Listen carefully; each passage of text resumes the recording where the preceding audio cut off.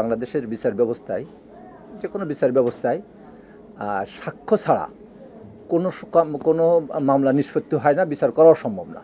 যে কোনো সাক্ষ্য আদালতের সামনে যখন কেউ দিবে, সেই দালিলিক সাক্ষ্য আবার আসে, ধরেন একটা ঘটনা ঘটলো ক্রিমিনাল মামলার ক্ষেত্রে দালিলিক সাক্ষ্য হলো কোনো ফলস ডকুমেন্ট যদি কেউ তৈরি করে, বা ধরেন আমাদের ফিঙ্গারপ্রিন্টের বিষয় বা মেডিকেল রিপোর্ট এই জাতীয় কিছু সাক্ষ্য থাকে।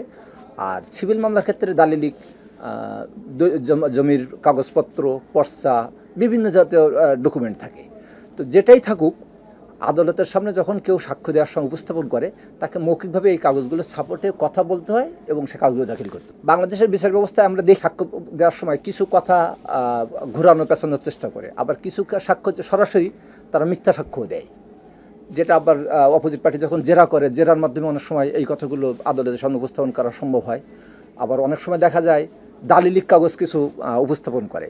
তো দালিলিক কাগজের ক্ষেত্রে এক ধরনের ব্যবস্থা আছে, আর মৌখিকের ক্ষেত্রে এক ধরনের ব্যবস্থা আছে। যদি কেউ দালিলিক কাগজ কোনো সময় জাল কাগজ বা এই জাতীয় কোনো কাগজ দাখিল করে, সেক্ষেত্রে আমাদের ফৌজদারি কার্যবিধির বিধান হলো আদালতের কাছে একটা দরখাস্ত দিতে হবে। আদালত সেইটা তদন্ত করবে 476 ধারা অনুযায়ী।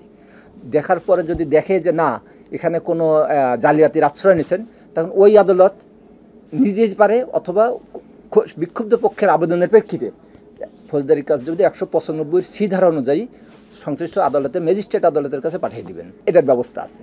আবার যদি কেউ মিথ্যা সাক্ষ্য আদালতে দাঁড়ায়, কাঠগড়ায় দাঁড়ায় ওত নিয়ে মিথ্যা সাক্ষ্য দেয়, সেটারও বিধান আছে। সেটারও বিধান হলো, যদি কোনো সময় এরকম কোনো ঘটনা ঘটে, সেই ক্ষেত্রে আদালত সত্যপ্রমাণিতভাবে মিথ্যা প্রমাণ হলে সে নিতে পারে, অথবা যদি কেউ ইচ্ছা করে, এটাও আমাদের পেনাল সেকশন 193 থেকে 95, 96, 97 অনেকগুলো ধারা আছে।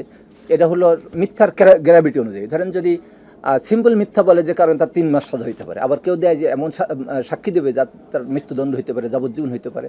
তো যেটাই করুক, আমাদের পেনাল সেকশনে এর সুস্পষ্ট বিধান আছে।